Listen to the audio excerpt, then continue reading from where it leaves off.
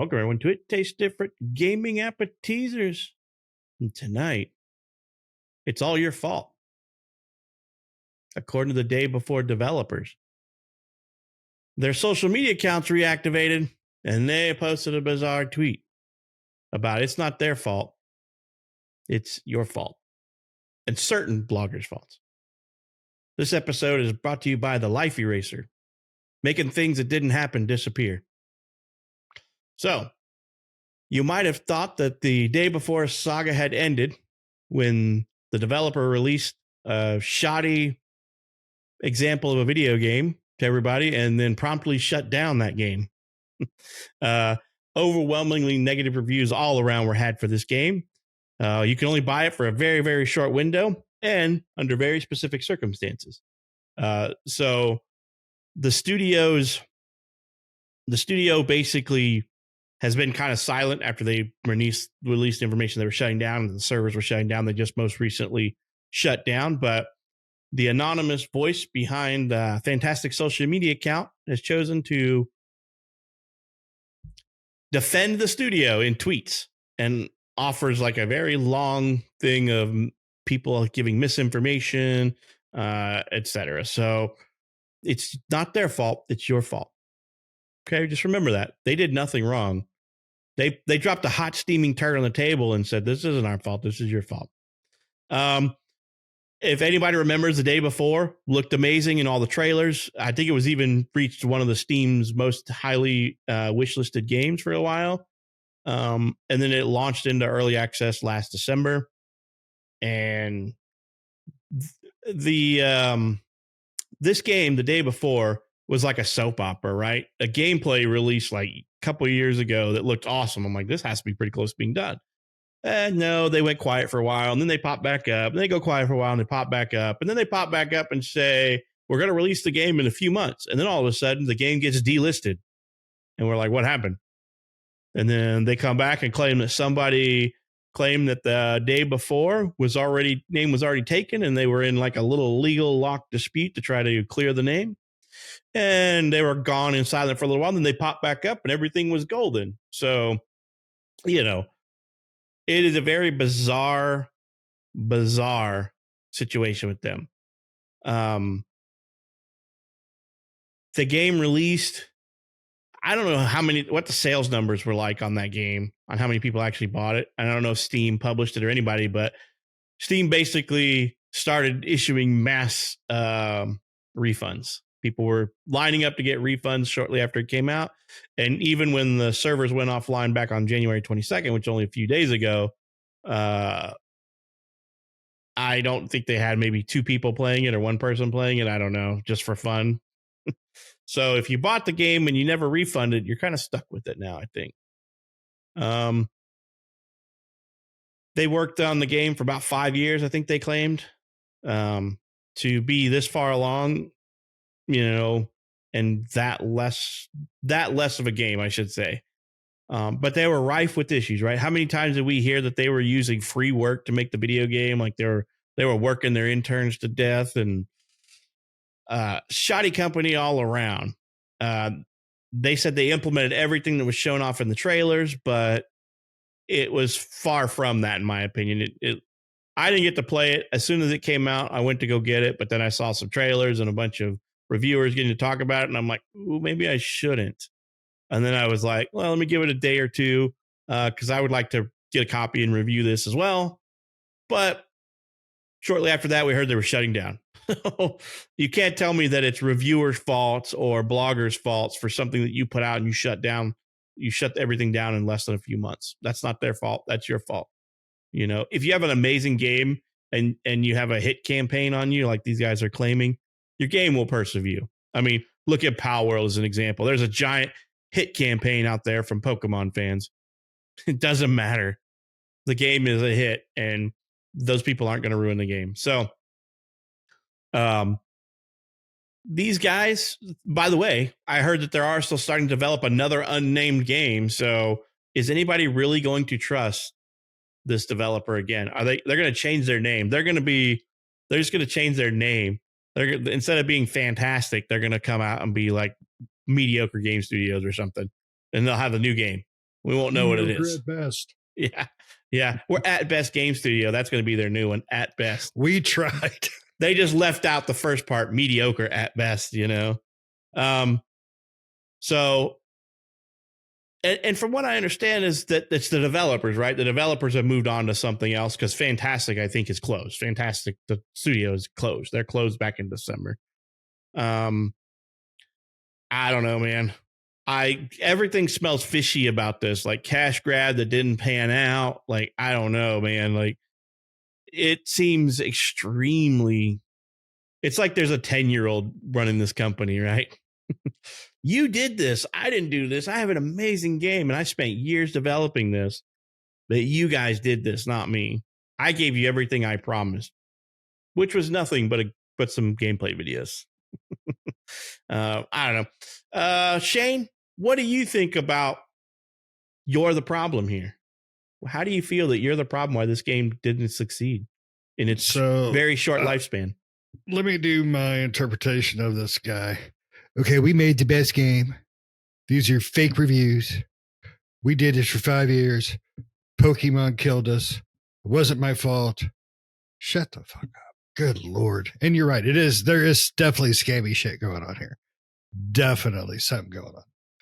Because the game has been, like was previously said, has been riddled with, accusations and issues and I'm not a tech guy, but I'm even going, that don't feel right.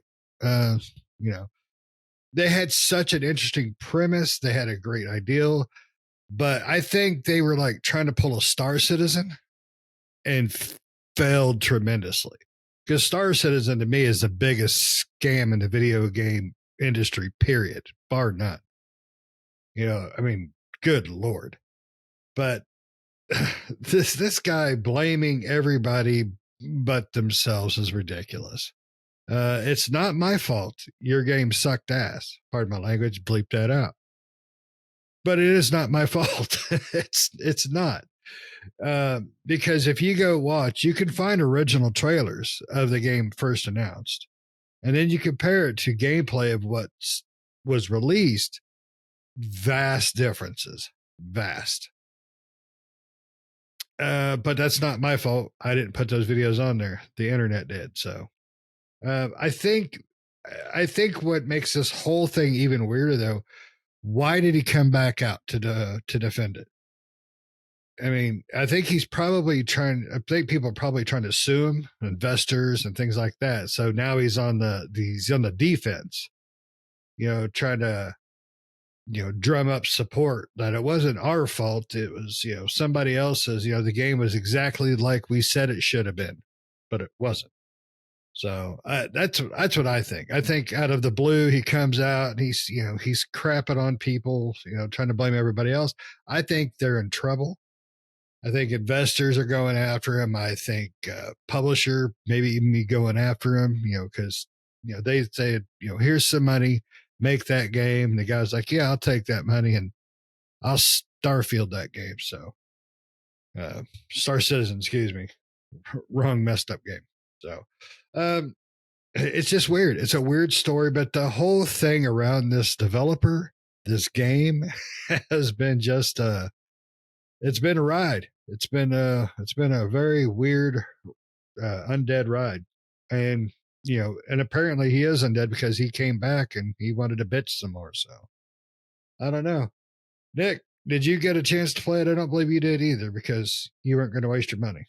And by the way, Pat, you brought it up earlier. They sold about 200,000 on Steam. And refunded all of those? Yes.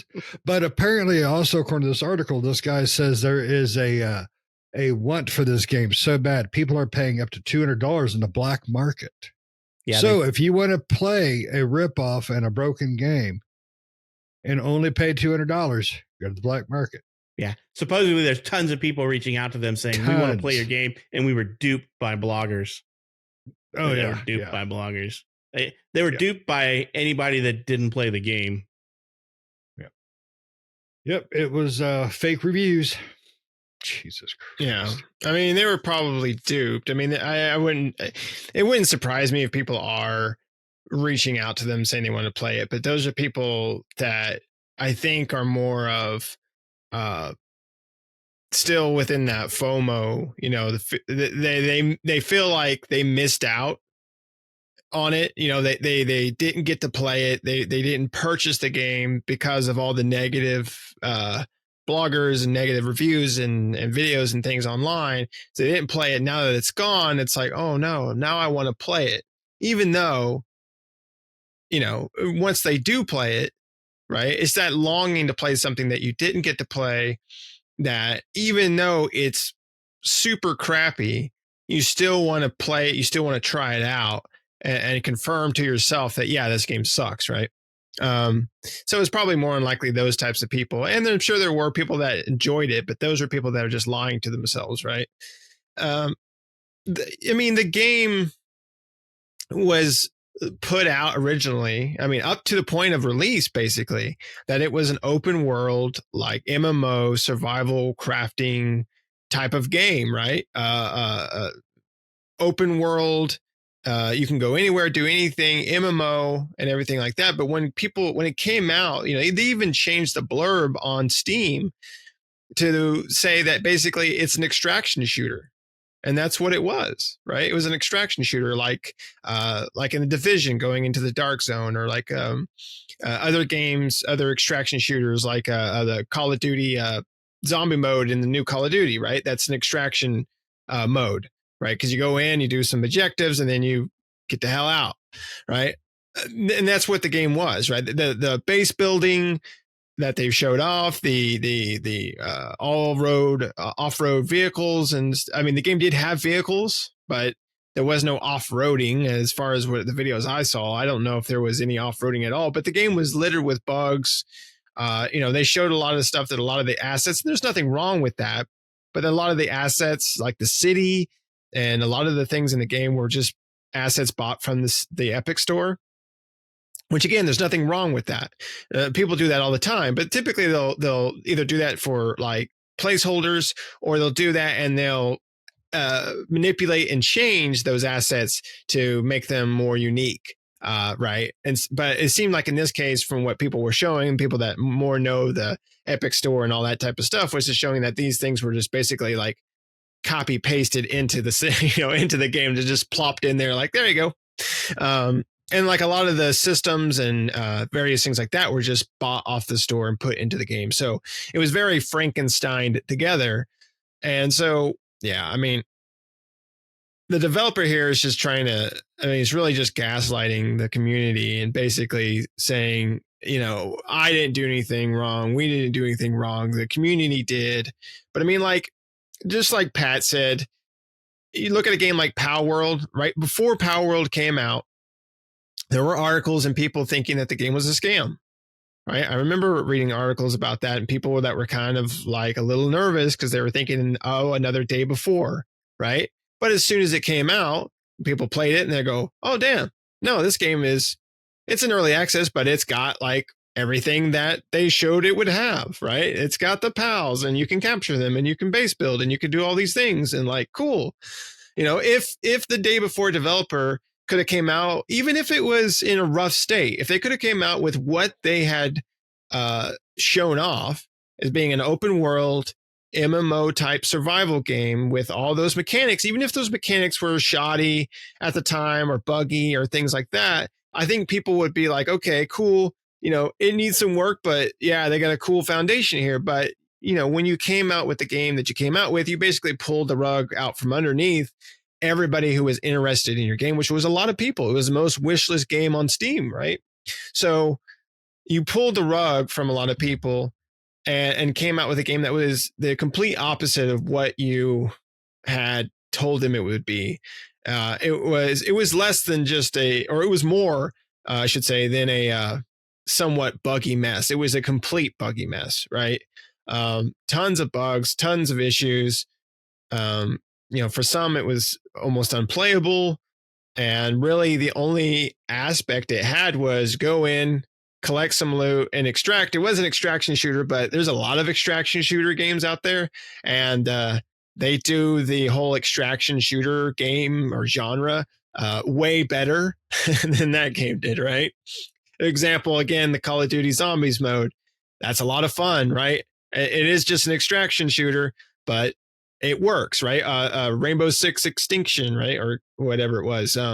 That was an extraction shooter, right? But that was a lot of fun. It was complete. You got A to B, you unlocked things, everything was there, right?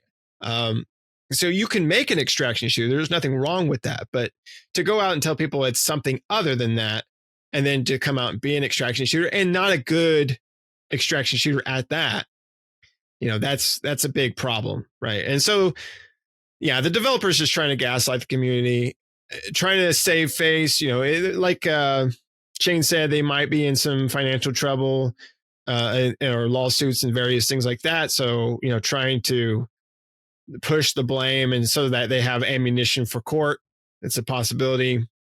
Right. And especially if that's not happening, they're, like I said, trying to save face. So that way, whatever new thing they build, right, or they come out and say, hey, we're coming out with a new game under some other name besides Fntastic, right? Whatever new name company they come up with, they want that new game to not get the same thing. But I mean, the problem is no matter what he says or comes out and tries to explain, like if the new game comes out and we see a trailer for a game and we learn it's these guys, people are going to be very weary and they're not going to get the hype behind what they had behind the day before, right? People are just going to be like, no, we're cool, right? And so it's going to be very difficult for this developer to create. I don't want to sound mean or anything, but I say for this developer, just find a different job. Right. I mean, you killed your good graces with the day before. Right. And so anything you come out with, a new company name, it doesn't matter. Once people learn that it's you're just not going to get the same. You're not going to get that, the people backing you up. Sure, you might have some people emailing you, but it's probably like 10 dudes. Right. It's not like, thousands upon thousands or millions of people like, why can't I play the day before anymore? It's like, no. Lots of people tried it. The game was massively bought when it came out, massively wishlist, and then massively refunded soon after. So sorry, dude, your game flopped. It was a big old floppy and didn't work out. And you basically lost a lot of the good. You lost pretty much almost all of the good karma or good whatever that you had from the community, right? The community's just not going to support you anymore. So find a different job. That's all I have to say. Yeah, I don't see this doing a 180 like No Man's Sky did. No Man's Sky was, called this and promised this and supposed to do this. And when it came out, it wasn't quite that. But it also wasn't quite near as bad as the day before was, too. At least that game has promise, and they delivered in the long run in spades. This place said, nobody likes me. I'm going to take my toy and go home. And then they blame the other kid. So, yeah, they can, this dude can shut all the way the hell up. Not just, a little of the way, all that way, just to shut the hell up. Right. So there's a lot of controversy going around with Fntastic, and then what is it, Mytona, which was the publisher for them. There's a big controversial thing. I don't know if you guys know that they are one and the same company. Mytona has published. They released like 3 or 4 games. They released Seeker's Notes back in 2015. They've only been in existence since 2012. They were founded in Yakutsk, Russia. And they have offices in Singapore, Thailand, Kazakhstan, Armenia, Georgia, and Serbia. And like I said, they created Seeker's Notes, Cooking Diary, a project called Outfire, a Chef and Friends. Prop Night is their game. They published it. Prop Night also was with developer Fntastic, which they were getting review bombed because of Fntastic. So they removed them as the developer on the game, saying they haven't worked on it in years. But I'm pretty sure that's BS. And then the day before, Fntastic, just so everybody's aware of, was founded in 2015 in Yakutsk, Russia, and is headquartered in Singapore. the same place that the other one was at. So they sound like they're very much in the same.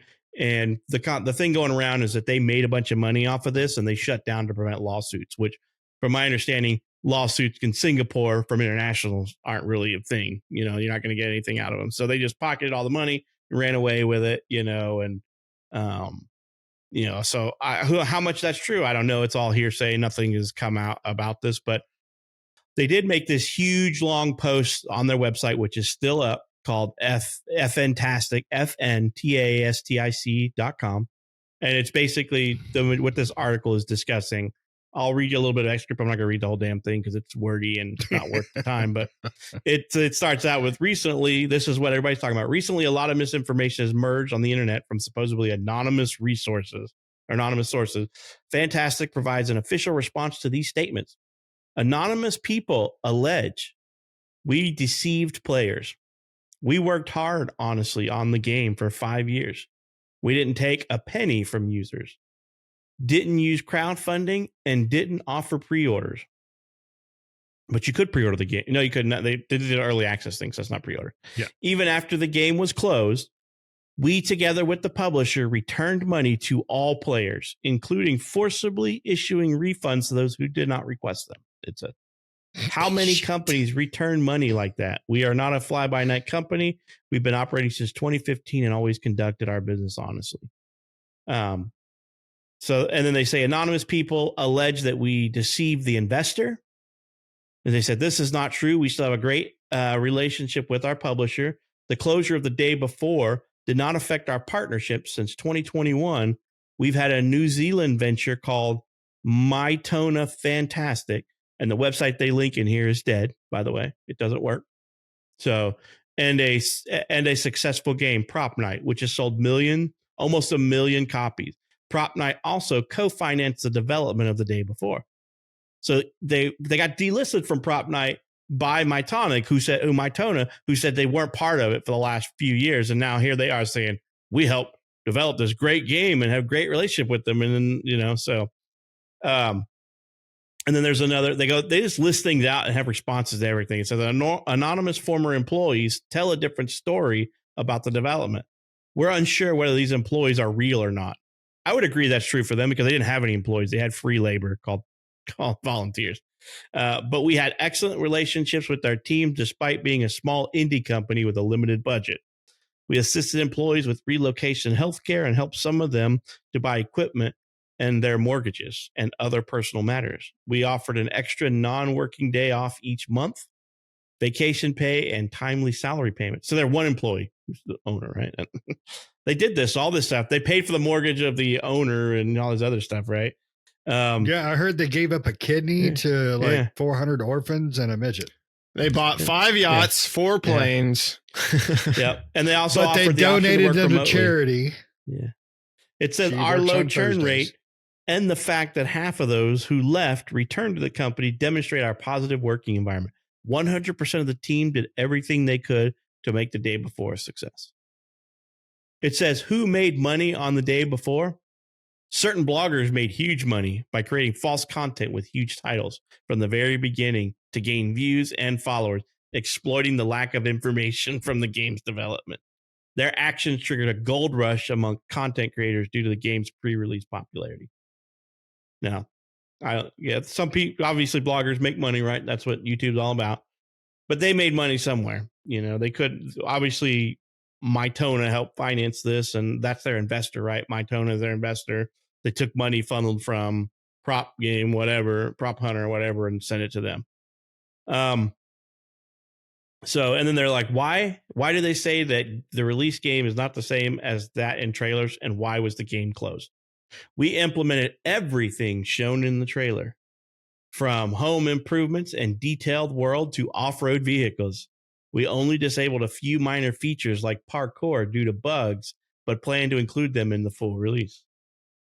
And then they go on to give this whole stupid rigmarole. Remember the experiment where you were asked to count the pink objects in a room and then recall the blue ones? You're asked to recall the blue ones.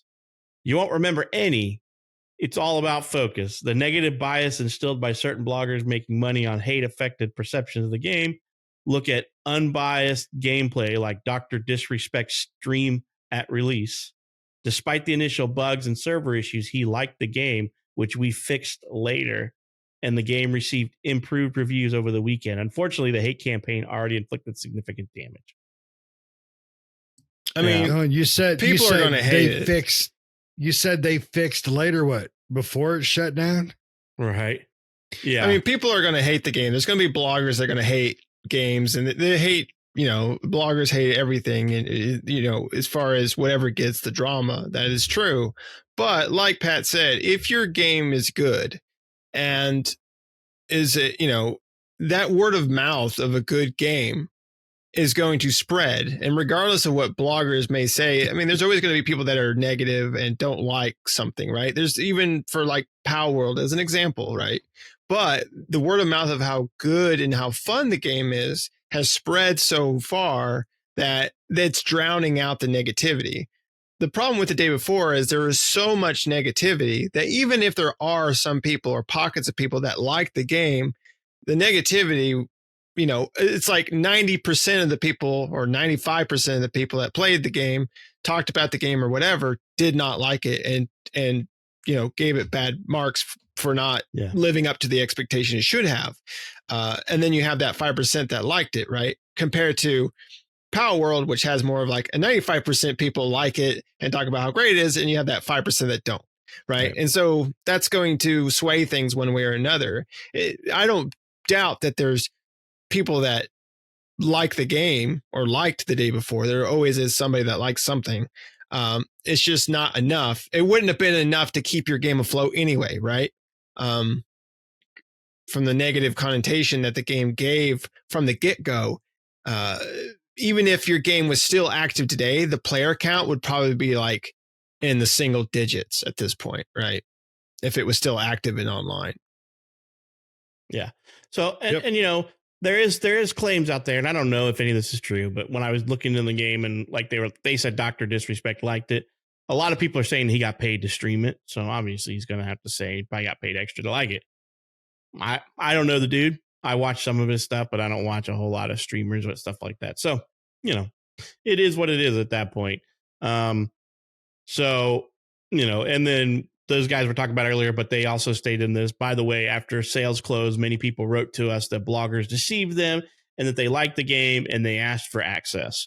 We also heard that petitions were created to continue development, and on the black market, the game's price exceeded $200 and some even began to make their own mods.